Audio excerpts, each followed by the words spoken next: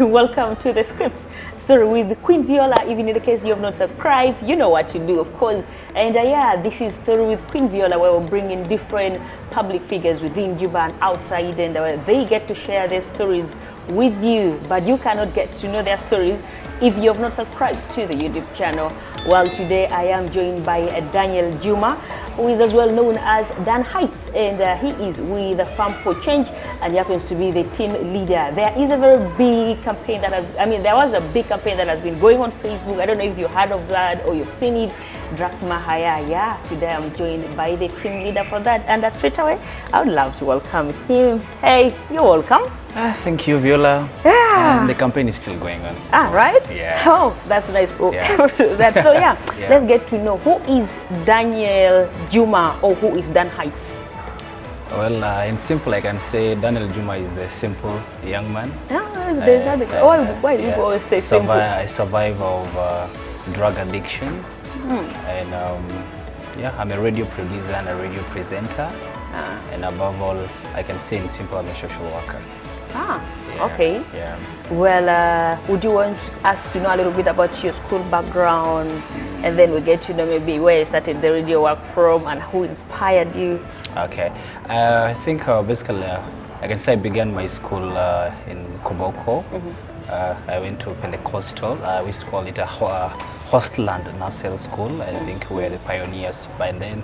And like that church hosted the South Sudanese refugees, and the South Sudanese started that nursery, and their children started coming to that nursery, so it was called Hostel and Nursery School. And then afterwards I went to Teremunga, and then when my parents moved back to Kaya, I also came and studied primary somehow in Kaya Primary. Then I went to Koboko High, back to Koboko again, and then for my secondary, then I went to Arua, started with Mandela. Somehow I pulled away from Mandela, went to Arua Public, came to Koboko, and then went back to Mandela, and that's when I finished my senior 4. Unfortunately, I could not continue further. I dropped out because of my drug addiction and lifestyles. And then in 2013, that's when I met a guy called Peter Kajobe. So I used to MC, and he was like, I love your talent, but I want to bring you closer to the radio station. So he gave me opportunity to work as a volunteer, like reporting for Radio Munukata. It's a Christian-oriented radio stations back in the day in Kaya, before the war. So I began working there as a volunteer. So from there I got trained as a radio producer, and then later on I moved from Kaya to Yei, where I worked for Liberty FM. And then from Liberty FM, then I got the opportunity to work for Radio Jungle in Bor as a radio producer. Later on moved to Juba and worked for Radio 1.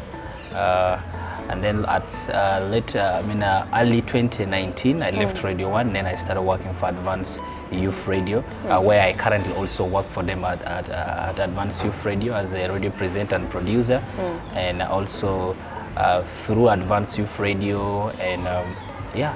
Right now, I'm trying to achieve a lot through there. Your life is like a whole lot of a journey, huh? From schools you changed around, I don't know how many schools. I don't want to mention the schools I've changed, but I've changed a lot. But I think I can give you the few. That was quite a journey. So, how is it like being a radio presenter here in Juba, particularly? Because when it comes to the music industry, so many artists, South Sudanese artists or Juba artists are saying radio presenters are not promoting them and all that. So how is it like?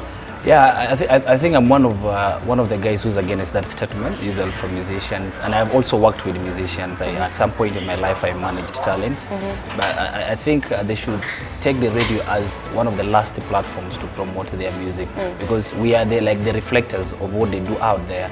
And the way I've put it is like, let the fans call to the radio station and say, I want to listen to your song, because I am there to store your music, and they are there to get the music at that time when they wanted it, which means the outside force should be outside and blaming the presenters of not playing the music. Yeah. Now, talking of fans calling the radio station, do you know, like, at most even artists are the one encouraging the people to call the radio stations to request for their songs, so it gets a little bit complicated. Yeah, it gets a little bit complicated, and also that calls for hard work.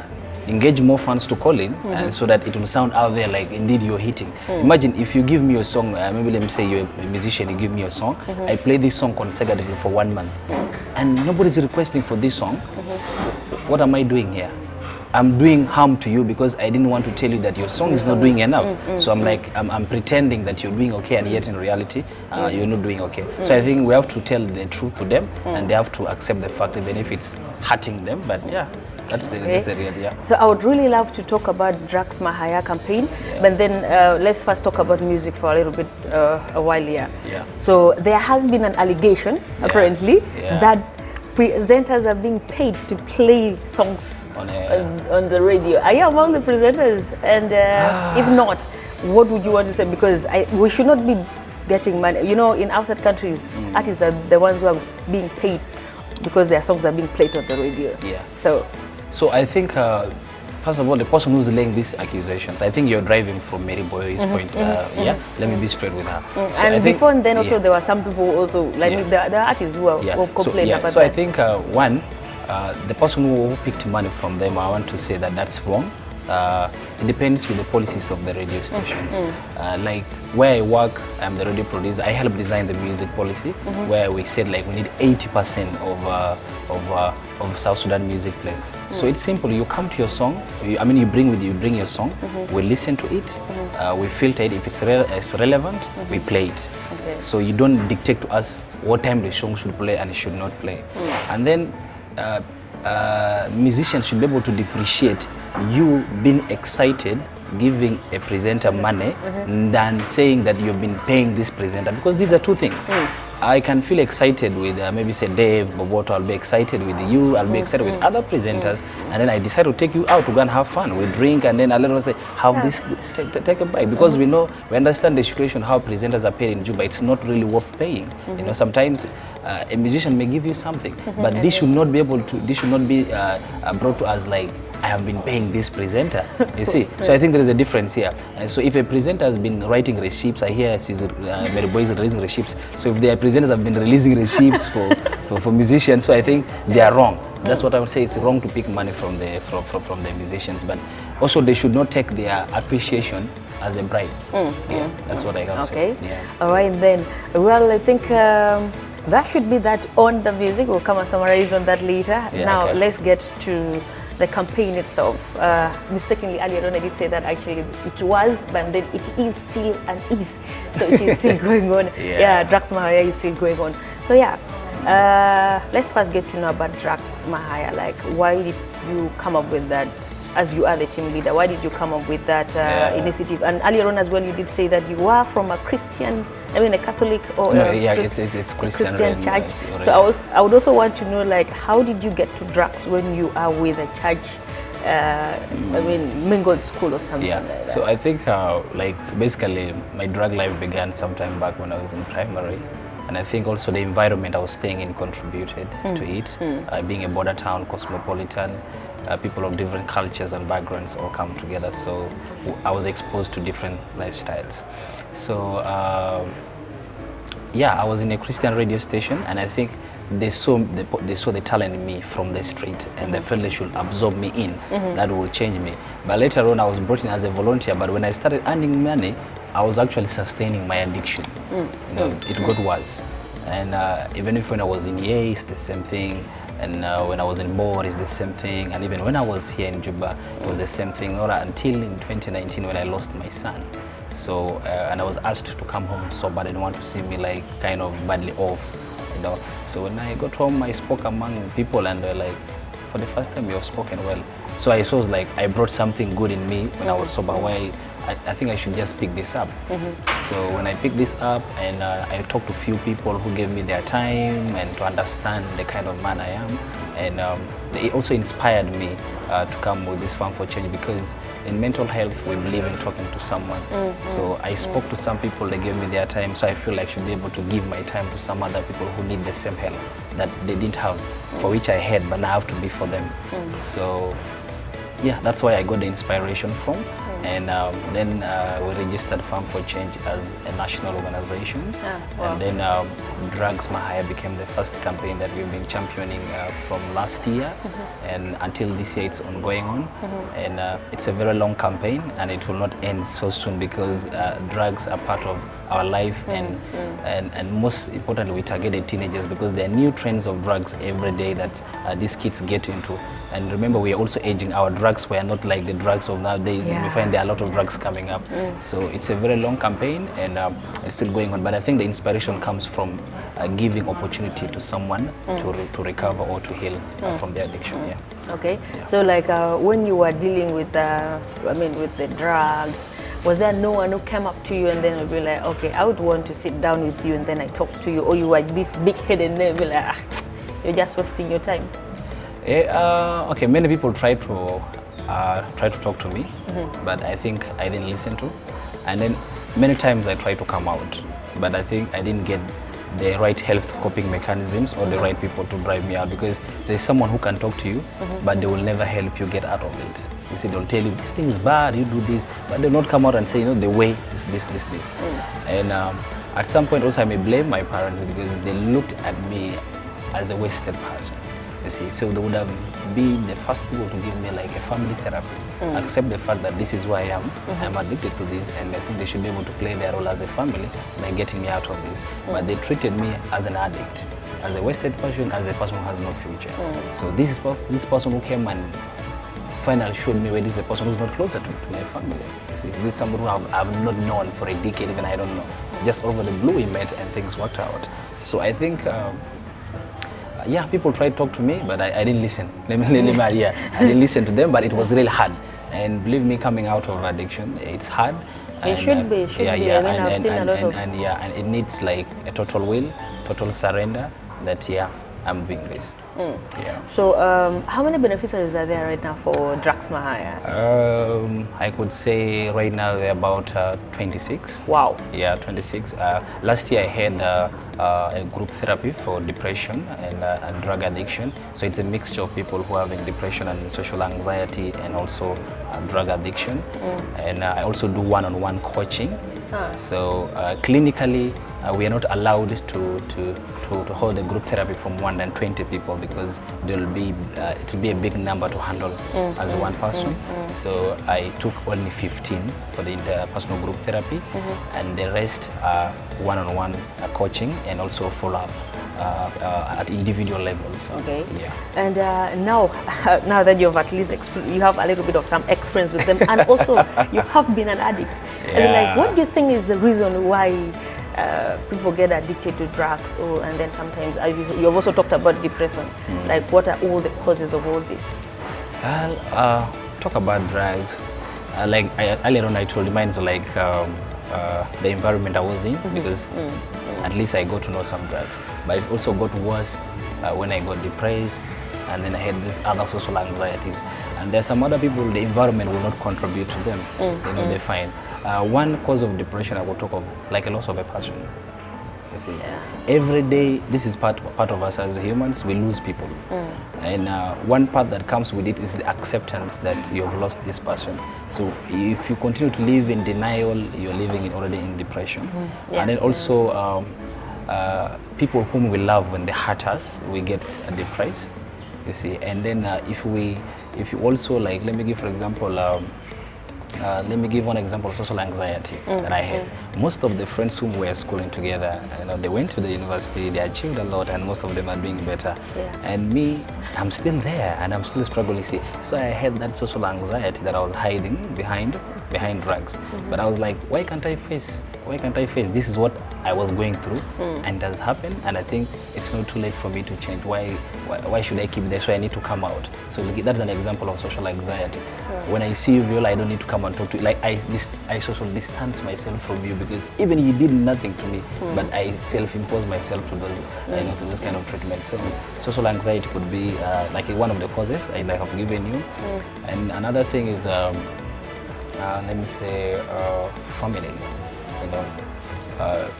Family, sometimes they have heavy expectations from us, and if you don't deliver, it becomes very hard, and you think like, okay, fine, you should get wasted, should I have nothing to do with you again. And I don't believe like in getting family negligence plays a lot, a big role in that. And also the people whom we love, they attack our spirits. Let me give you, for example, if you're married and you're trying to do something greatly, and then this person comes out not supporting you. Instead, the person says, no, what you're doing is this, and what you're doing is that. But something tells you that if you do this, this is right. So when they attack our spirits, they weaken us. And by that, you feel depressed. So there are very many causes of depression. And the good news is that it can be treated. Okay. And that's what usually I say, the good news. It's the good news for it is. Yeah. So like, I think so many South Sudanese do not know that actually they are addicted. Like, they do drugs, yes, and then they'll be like, no, I can be without. So how does someone knows that actually he or she is addicted to drugs?